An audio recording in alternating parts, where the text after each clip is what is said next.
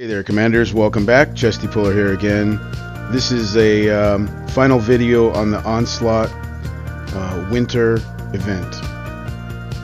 This is wave 50, 51, 52, 53, and 54, and finally 55.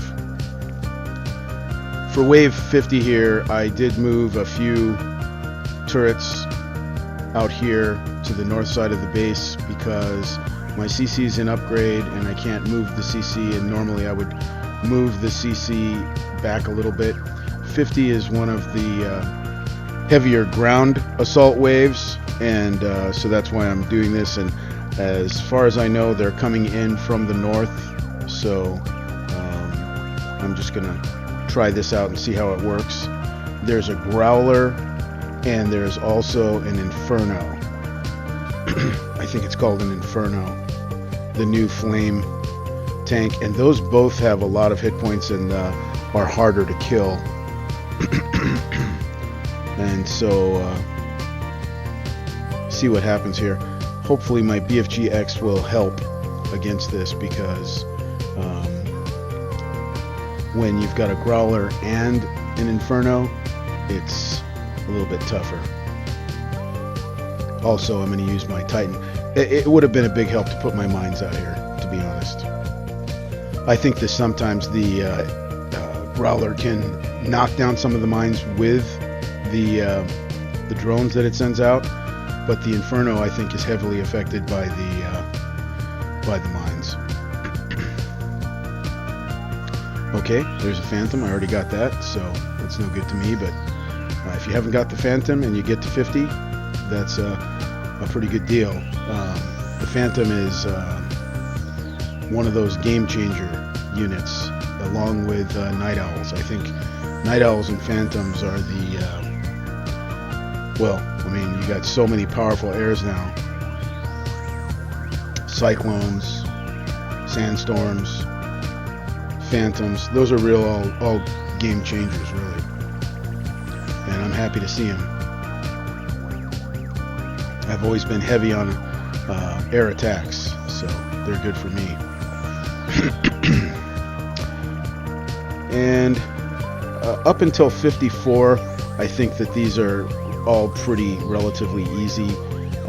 50 was probably the strongest one, and then 51 was a little bit strong, but 52 and 53 are relatively mild in comparison. And then 54 comes along, and 54 is pretty much a copy of 55 from the last Onslaught event. If you remember that one, that was a really tough one with a whole bunch of Sandstorms and Titans, but this time they went ahead and they added in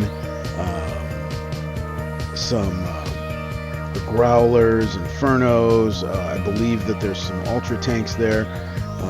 We'll have to take a look at it. 54 was definitely on this particular event the toughest wave, and as I said before, because we now have Night Owls, it's a little bit easier to defend. Even though the wave is tougher, it's a little bit easier to defend. Now my storm is down, so I'm having to do this without the storm. So for 54, that's one of the reasons it made it a tougher wave.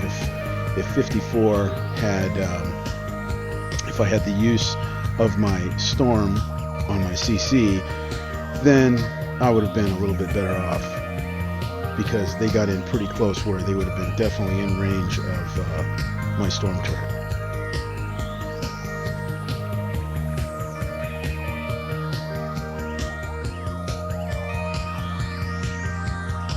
So here's 54.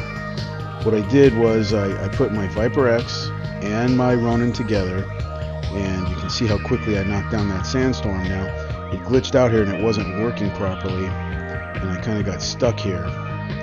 And so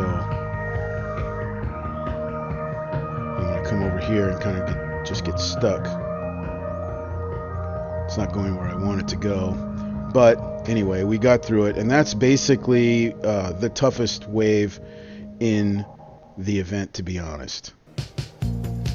So I'm going to heal up here to try 55. Now, I didn't know what the difficulty of 55 was. Had I known, I didn't really have to heal up because 55 is quite a bit easier than 50 or 51 or 54. But you do have the Inferno tank there, and that's pretty much the real only challenge. You got a sandstorm over here, and you might notice that my units got stuck there underneath the sandstorm and almost completely died. And then I'm also looking around and I see that I didn't put my power plants in overdrive. That would have probably been a big help if I had done that. And so now my units are almost dead, but hopefully it's enough to get me done. Yep, so that's that. Let's see what we get. That's the end of the event. We get a winter trophy and an Arctic war paint. Okay, the Arctic war paint looks pretty cool. All right, guys, hope this was a help, and have a great one out there. Merry Christmas and Happy New Year.